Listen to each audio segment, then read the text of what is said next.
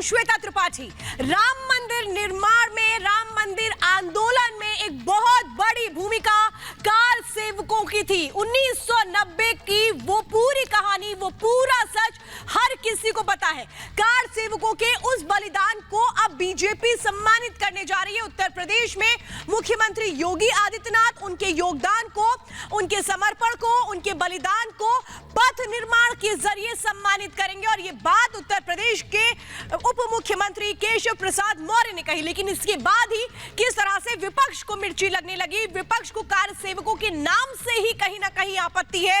लेकिन सवाल तो यही है कि अगर कार सेवकों को सम्मान दिया जा रहा है, कार सेवकों के बलिदान को याद किया जाता है, तो फिर इस पर सवाल क्यों होते हैं। और पहला सवाल 5 के प्रहार में आज हम यही पूछने जा रहे हैं कि आखिर वो सम्मान जो बीजेपी कर रही है कार सेवकों के लिए, इसमें इतनी आपत्ति क्यों। कार सेवकों को सम्मान पर सियासत क्यों की जा रही है। ये अपना डिसीजन है बीजेपी का, तो इसको चुनाव से जोड़कर क्यों देखा जा रहा है। दूसरा बड़ा सवाल 5 के प्रहार में, साल 1990 के सच से किसको परेशानी है। कौन उस बात को याद नहीं करना चाहता, कौन उस तस्वीरों से किनारा करना चाहता है। तीसरा बड़ा सवाल, बलिदानी राम भक्तों के सम्मान से विपक्ष को मिर्ची क्यों लगने लगती है। सवाल से ही विपक्ष बेचैन क्यों हो जाता है। चौथा बड़ा सवाल आज हम पूछेंगे 5 के प्रहार में, कार सेवकों के नाम से विपक्ष में बौखलाहट, हड़बड़ाहट क्यों नजर आ रही है। क्या डर है किसी बात का जो सवाल पर सवाल किए जा रहे हैं। पांचवा सवाल 5 के प्रहार में, कार सेवकों का सम्मान दिलाएगा वोट। क्या असली वजह यह है जिस वजह से छटपटाहट है विपक्ष को। इन सवालों के जवाब डिबेट में आज हम तलाशेंगे। लेकिन शुरुआत इस रिपोर्ट के साथ।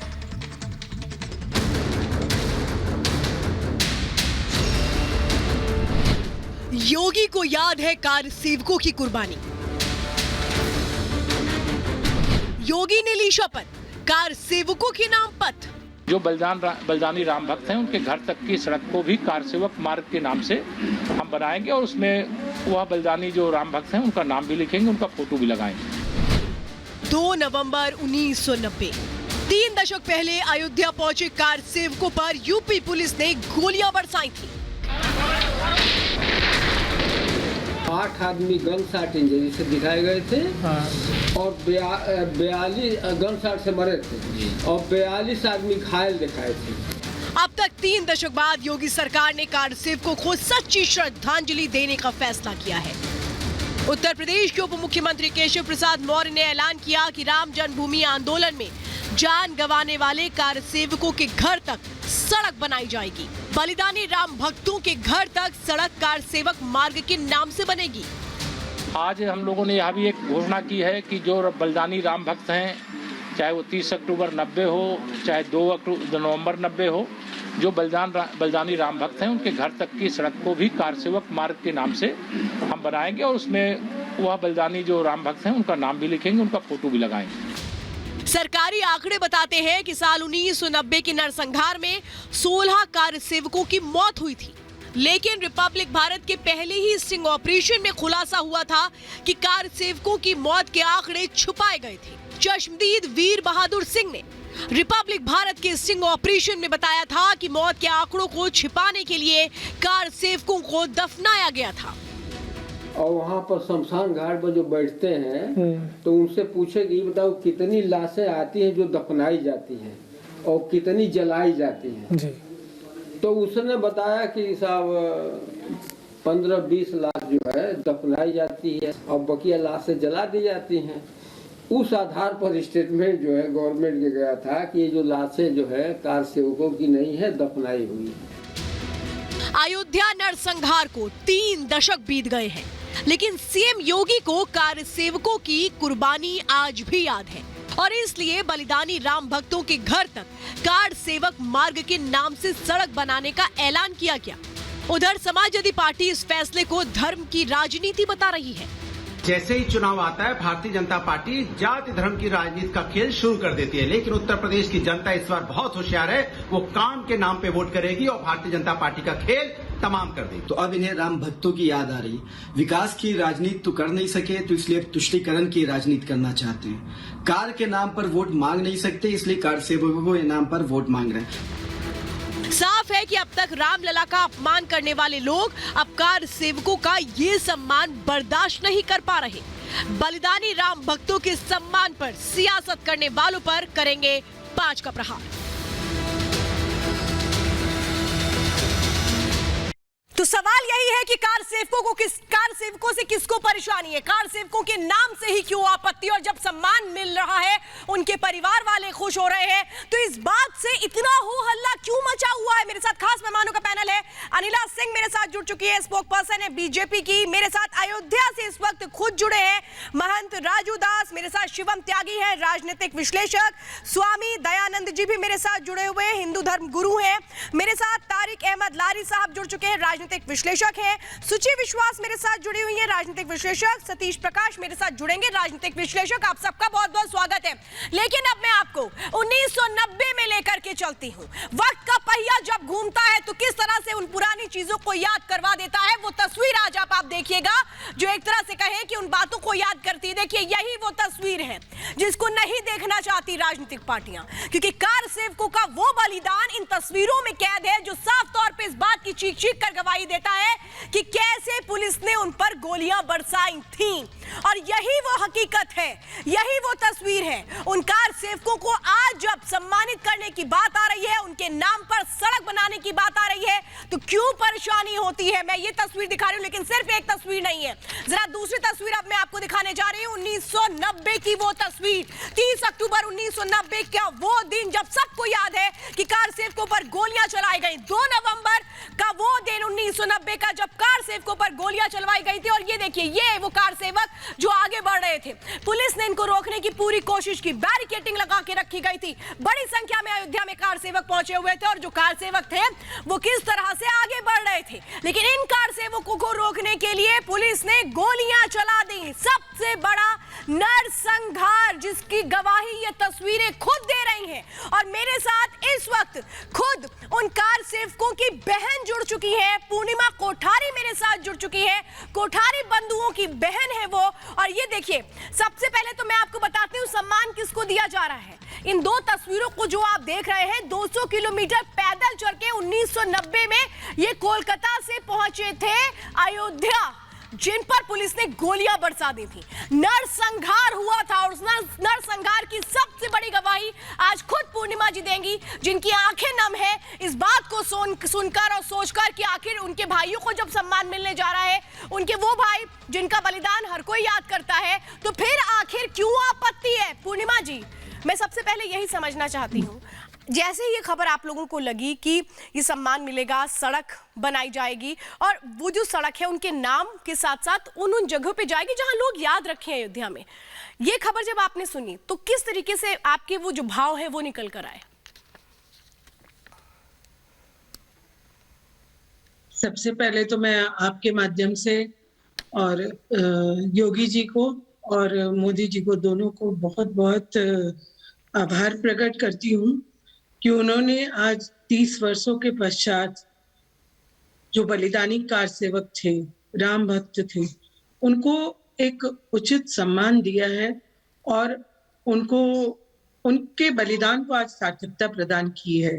आज उन्हें उनके नाम से लोग याद रखेंगे, आने वाली कई पीढ़ियों तक उनका नाम बना रहेगा। ये जानकर हमें भी बहुत गर्व की अनुभूति हो रही है।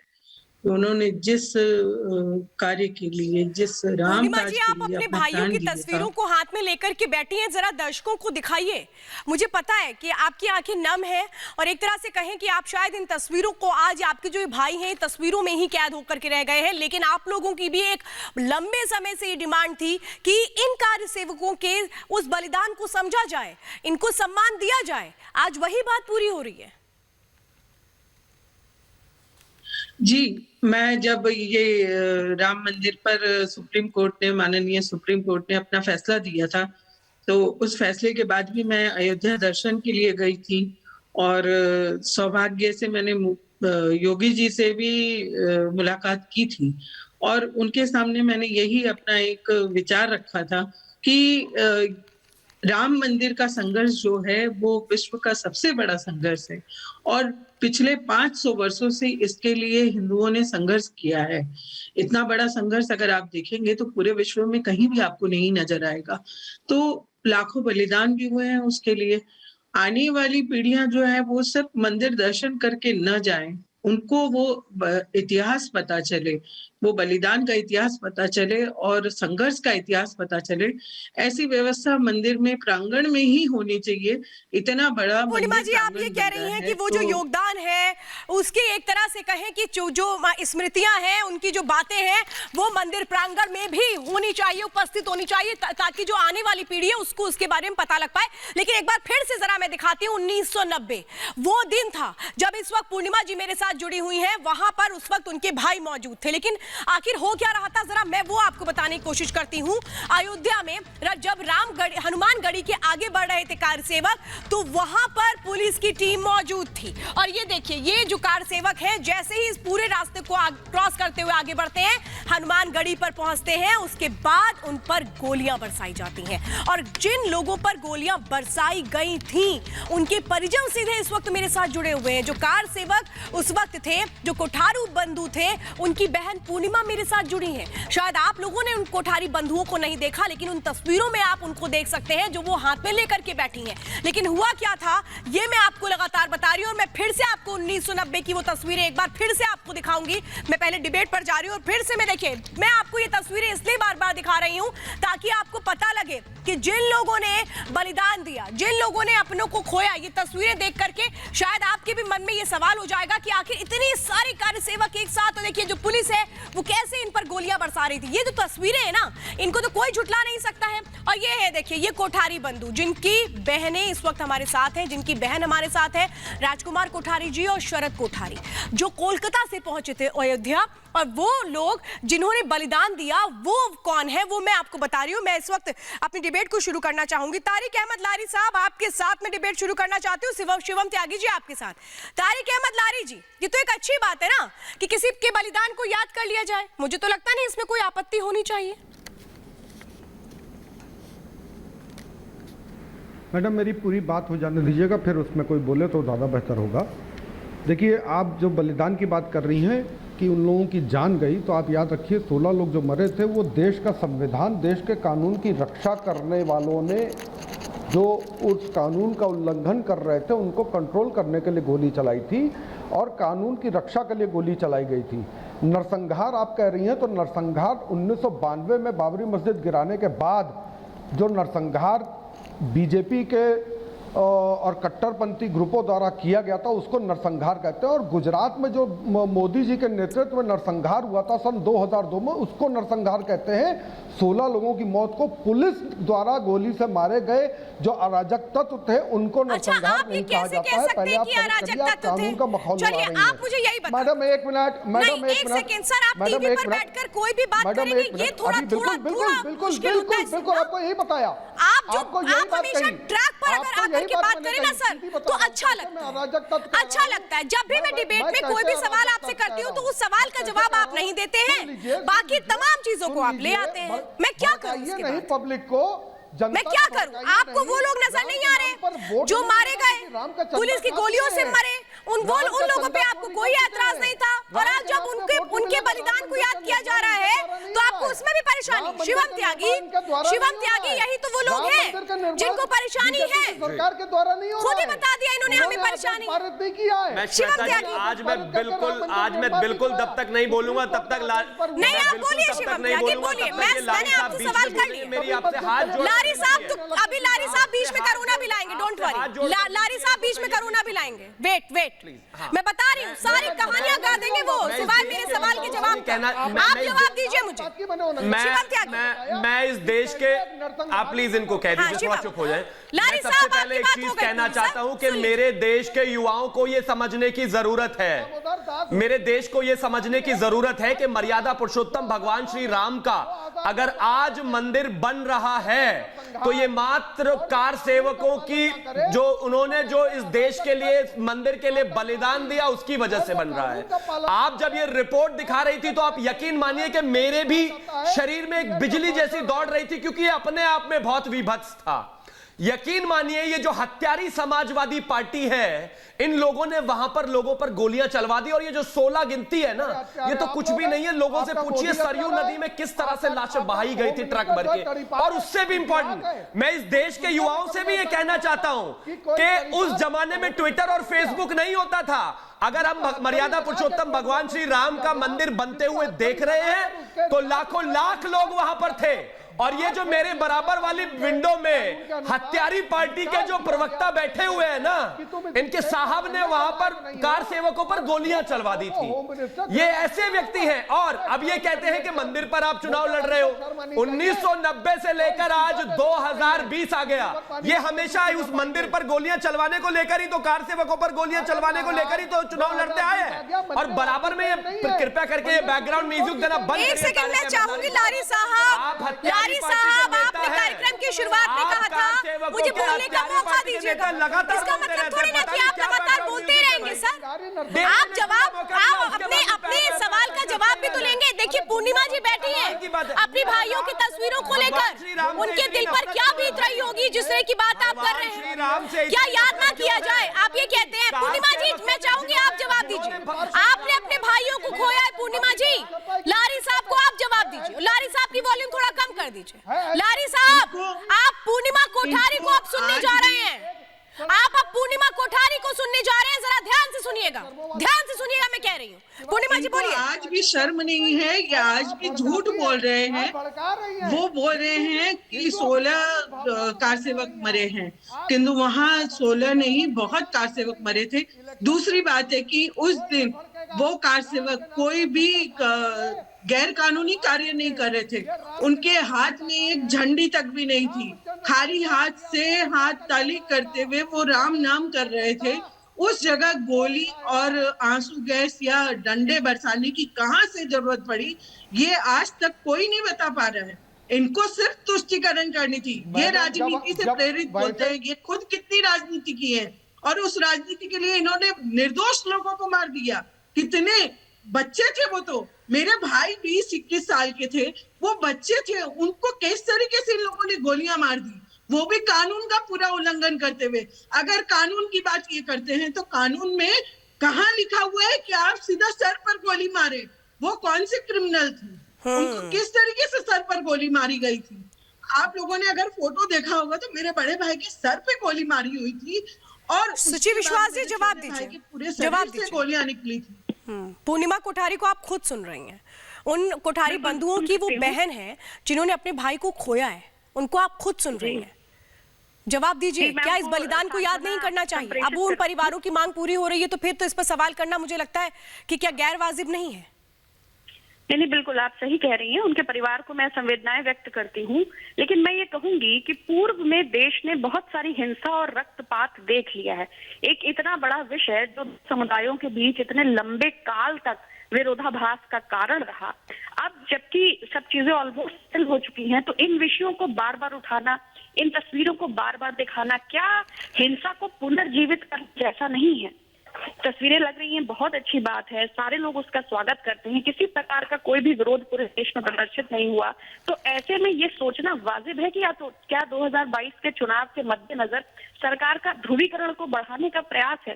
क्या पोलराइजेशन की खाई को बढ़ाना है, या फिर फॉसिज्म को इम्प्लीमेंट करना है, या फिर जो कि भारतीय जनता पार्टी की डिविसिव पॉलिटिक्स की जो मंशा है उसके इम्प्लीमेंटेशन और आरएसएस के एजेंडा को एम्प्लीफाई करने के उद्देश्य से इन विषयों को बार बार चर्चा में लाया जा रहा है? क्योंकि 22 के चुनाव के मद्देनजर ज्यादा महत्वपूर्ण है हमारी इकोनॉमी, हमारे यूथ के लिए एम्प्लॉयमेंट, बेहतर law and order, good governance, जिसमें कि सरकार विफल है। रह रहे कर धर्मांतरण, रह रहे कर कार सेवक, रह के नहीं, लेकिन एक बात तो आप बताएंगे ना सुचि, धर्मांतरण जो हो रहा है वो भी आपको पता है किस तरह से गैर कानूनी काम हो रहा है। यहाँ पर खुद पूर्णिमा जी बैठी है, वो खुद बता रही है क्या हुआ था। वो खुद कह रही है कि हाँ हमारे परिवार को याद रखा गया, हमारे उन भाइयों को याद रखा गया। तो इसमें तो सबको साथ मिलकर कहना चाहिए कि ये अच्छा काम है। फिर इसमें कहाँ से आ गई राजनीति? राजूदास जी को लीजिएगा, महंत राजूदास जो सीधे अयोध्या से जुड़े हुए हैं। महंत राजूदास जी, आप सीधे अयोध्या में हैं, आप वहां पर पर मौजूद हैं जिन्होंने सब कुछ देखा था अपनी आंखों से।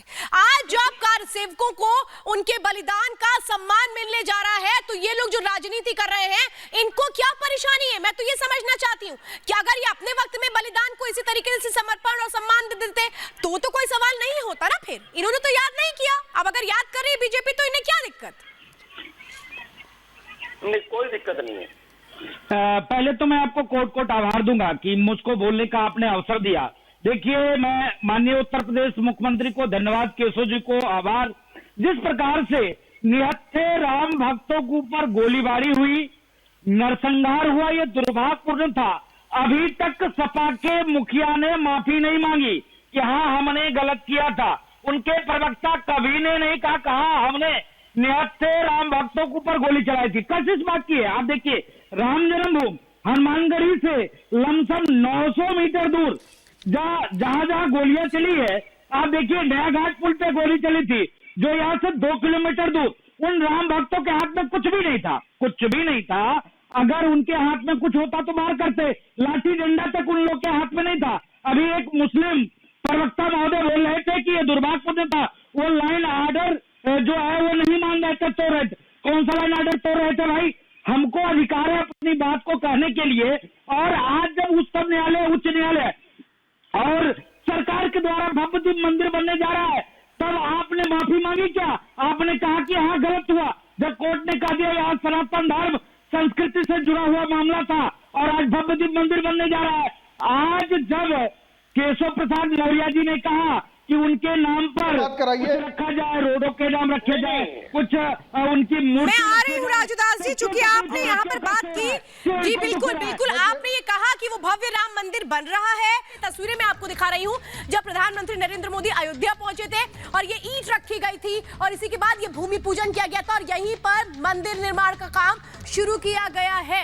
और मैं आपको इसीलिए बता रही हूँ कि आखिर ये जो एक पूरी कोशिश है, मैं स्वामी दयानंद जी आपसे समझना चाहती हूँ। वो वक्त तो आप लोगों ने भी देखा, वो तमाम चीजें आपको भी याद है।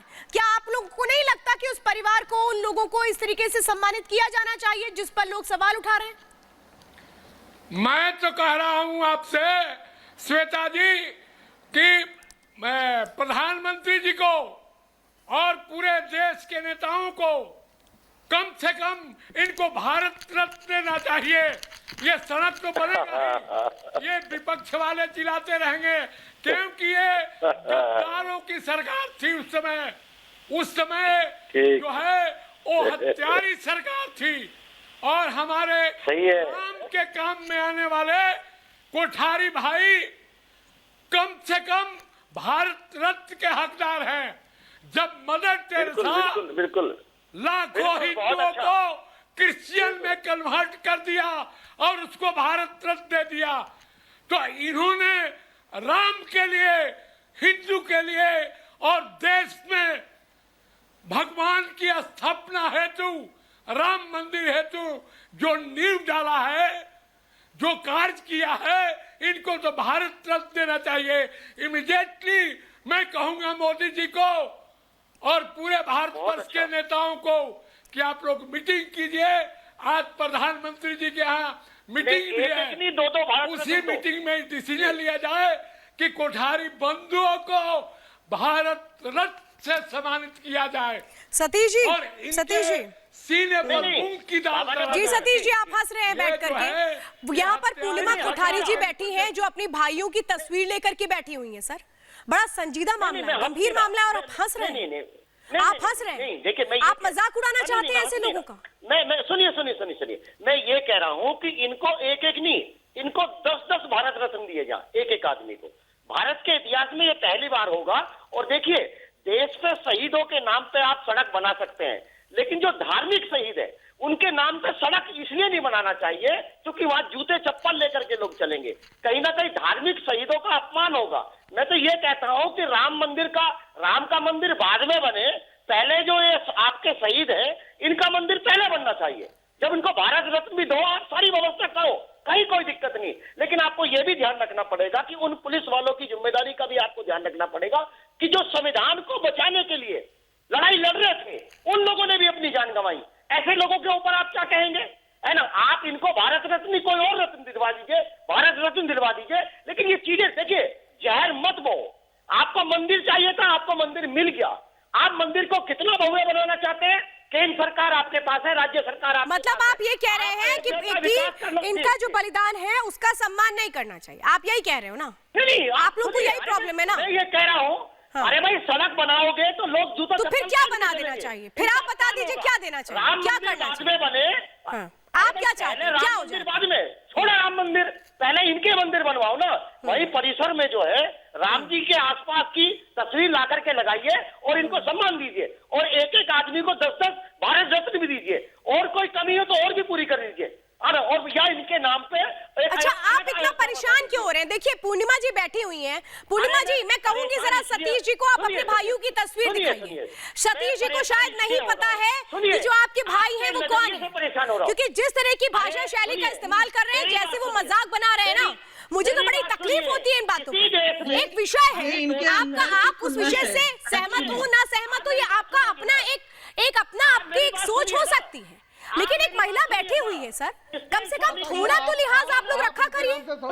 पूर्णिमा जी, मैं आ रही हूँ अनिला जी के पास, मैं नहीं जा पाई हूँ, मैं अनिला जी के पास जाऊंगी। मैं चाहूंगी पूर्णिमा जी आप अपने भाइयों की तस्वीर दिखाइए जरा। सतीश जी एक मिनट एकदम शांत हो जाइएगा। सतीश जी, मैंने आपको मौका दिया, 1 मिनट में आ रही हूँ। मैं चाहूंगी ये तस्वीरें अभी दिखाएं मुझे, जब पूर्णिमा जी मेरे साथ दोबारा जुड़ेंगे। अनिला जी के पास अब मैं चली जाती हूँ, 1 मिनट। अनिला जी आऊंगी आपके पास, मेरे पास पूर्णिमा जी इस वक्त फिर से जुड़ चुकी है। पूर्णिमा जी, सतीश जी को नहीं पता है, सतीश जी जिस तरीके से मजाक बना रहे हैं इस पूरे विषय का, मुझे लगता है आप ही उनको एक तरीके से सही जवाब दे पाएंगी। दे दीजिए जवाब ऐसे लोगों को। नहीं, ये इनके अंदर की खुन्नस से और कुछ नहीं है। और सड़क के नाम की जो बात हो रही है, ये सड़क आज से ये रिवाज नहीं है हमारे यहाँ, और हमारे यहाँ कई महापुरुषों के नामों पर सड़क बनी हुई है। तो क्या हम उनका अपमान कर रहे हैं? हम उन सड़कों पर अगर चल रहे हैं तो हम उनका अपमान कर रहे हैं? अगर हम याद करते हैं कि हाँ, ये हमारे अब्दुल कलाम जी के नाम पर सड़क है, ये हमारे विवेकानंद जी के नाम पर सड़क है, तो क्या ये उनका अपमान हो गया? इनका ये लॉजिक जो है ना, ये खुन्नस है, अंदर से इनके जो खुन्नस है वो निकल रही है। और दूसरा वो मैडम जो कानून की बात कर रही थी, वो आपको बता रही हैं, ठीक? आपकी बात सुन ली, हम लोगों ने सुन ली आपकी बात, अब उनकी बात भी आप सुनिए। जी सुनाइए, बोलिए। अभी पहले एक मैडम जो बोल रही थी कानून की बात, मैं उनसे ये पूछना चाहूंगी कि 500 वर्षों तक आज हिंदुओं ने इसके लिए संघर्ष किया, कोई कानून वहां नहीं देखा, और उसके बाद जो 30 वर्ष मेरे भाइयों के बलिदान को हो गया है, उनकी हत्या को हो गया है, आज तक किसी ने उस पर कानून क्यों नहीं खड़ा किया? उस पर कोई सवाल क्यों नहीं खड़ा किया कि इन्होंने कैसे मरवा दिया? निर्दोष और निरीह जो वहां पर राम भक्त थे, उन पर गोलियां कैसे चलवा दी गई? अगर आप लोगों की आंखें हैं तो जाइए अयोध्या में, वहां वो 10-10 रुपए में पुस्तक बिकती है, उसमें कार सेवकों को किस तरीके से मारा गया है, वो सारा वो उस पुस्तक में वो फोटोज है।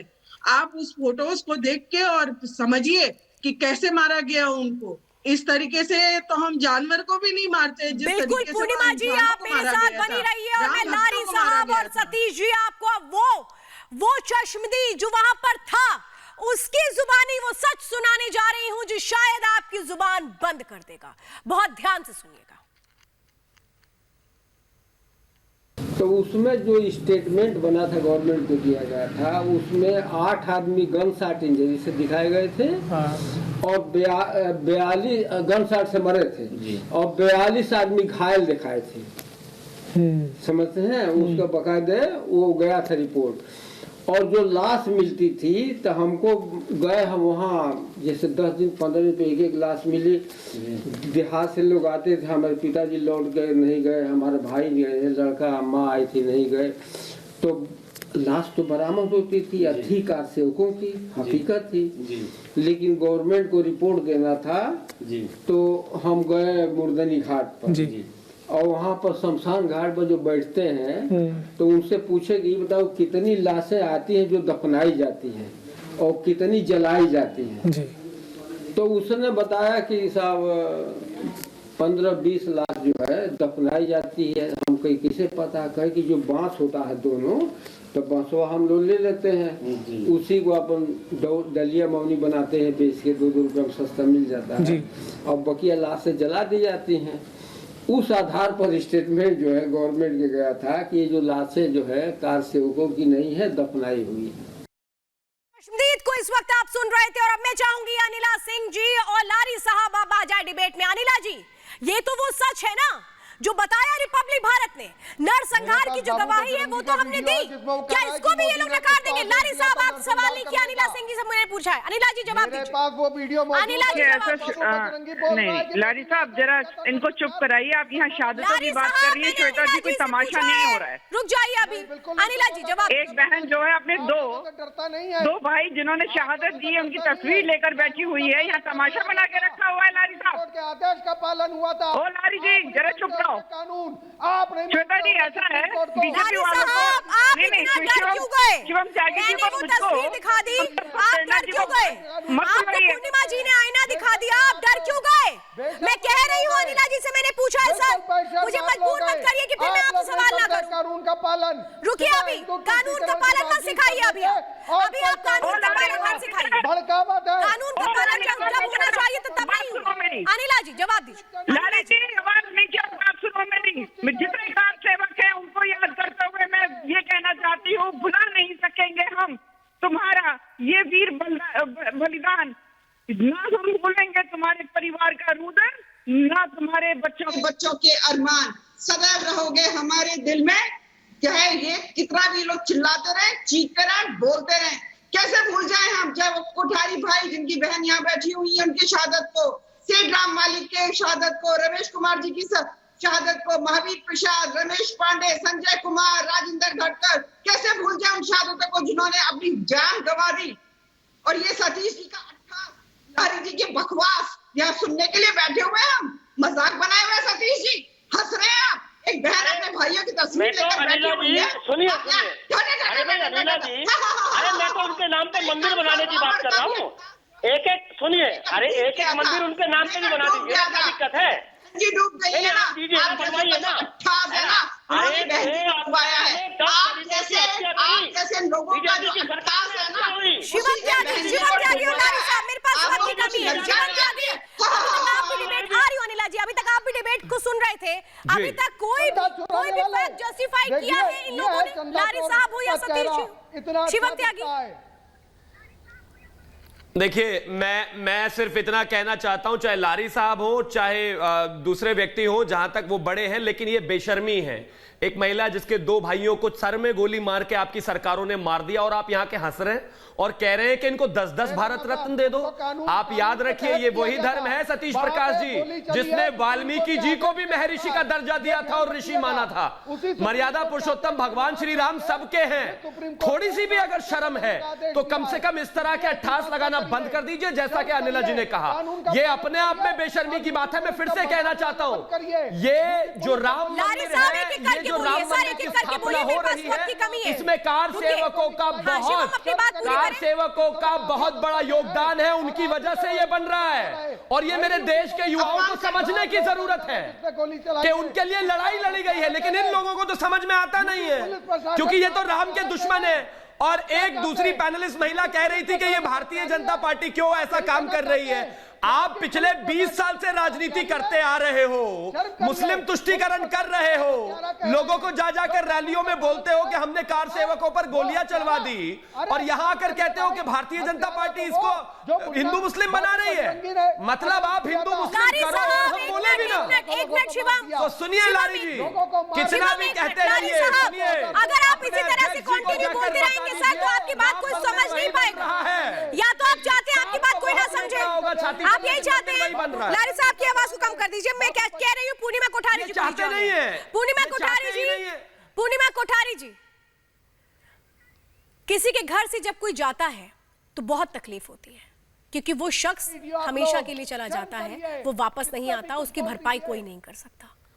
मुझे ऐसा लगता है जो वो लोग बैठे हैं, लारी साहब, ये तो आपकी दर्द और आपके आंसू को भी नहीं समझते, तो आपके भाइयों को सम्मान की बात तो बहुत दूर है मैम। इनसे कोई आशा भी नहीं है। आज 30 वर्षों पश्चात जब सम्मान मिल रहा है तो वो सम्मान इनकी वजह से तो बिल्कुल नहीं मिल रहा है, ये मुझे भी मालूम है। और ये क्या समझेंगे, इनको अपने धर्म के अलावा दूसरे का धर्म कुछ समझ में आता है क्या? ये कुछ नहीं समझेंगे।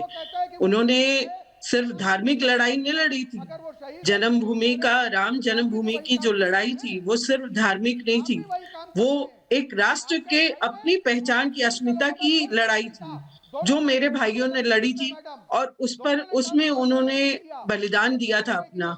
अगर आज उनको सम्मान मिल रहा है तो इन लोगों को मिर्ची क्यों लग रही है? मुझे तो यही बात नहीं समझ में आ रही है। इसमें इनको मिर्ची लगने वाली क्या बात है? इन्होंने जहां मजार बनाना चाहा, मजार बना के और उस पर चादर चढ़ानी। सही बात आपने कही। मैं चाहूंगी राजूदास जी को ले लीजिए, वक्त की कमी है। महंत राजूदास जी, लारी साहब तो चुप होंगे नहीं, लारी साहब तो चुप होंगे नहीं। मैं कहूंगी आप ही जवाब दे दीजिए। लारी साहब को जवाब आप बेच रही हैं, शर्म करिए, बेशर्म है आप अपने बड़े वो भाइयों को बेच रही हैं। देखिए, बहुत दुख के साथ कहना पड़ा है, जिस प्रकार से इतने अच्छे प्रवक्ता हैं सतीश प्रकाश जी, उनसे मुझको ये उम्मीद नहीं था। सतीश प्रकाश जी से, सतीश प्रकाश जी उनके वंशज हैं, भगवान वाल्मीकि के वंशज है, और भगवान वाल्मीकि ने भगवान राम के बारे में जो चित्रण किया है वो कितना स्वागत योग्य है। और भगवान वाल्मीकि ने भगवान राम के बारे में जो मर्यादा पुरुषोत्तम है उनके विषय में जो चित्रण किया, उनके वंशज का ये भाव कि पूर्णिमा कोठारी जी बैठी हुई हैं और हंस रहे हैं, और हंस के बोल रहे हैं कि इनको 10 सुनिए उनसे उम्मीद सुनिए, अरे बाबा जी दोनों बातें मत करिए। देखिए सुनिए, ना आप हिंदू है ना मुसलमान है, आपके अंदर मानवता होनी चाहिए। मैंने ये, मेरे पास वक्त की कमी है, मेरे पास वक्त की कमी है, लेकिन मैं इतना जरूर कहूंगी कि यहाँ पर पूर्णिमा कोठारी जी खुद बैठी थी, अपने भाइयों की तस्वीर लेके बैठी थी। कम से कम उनकी बातों को तो सम्मान दे देते। लारी साहब, सतीश जी, ये तो समझते कि एक महिला बैठ करके सब अपना दर्द बयां कर रही है, उसको भी आपको नहीं समझना। अगर उनको सम्मान दे रही है सरकार उत्तर प्रदेश की, तो इसमें आपको प्रॉब्लम क्या है? आपको लग रहा था कि आप लोग को देना चाहिए तो वो काम पहले आप लोग कर लेते। अब क्या कोई पछतावा हो रहा है क्या आप लोगों को? फिलहाल 5 के प्रहार में मेरे साथ आप सभी जुड़े, इसके लिए बहुत बहुत धन्यवाद।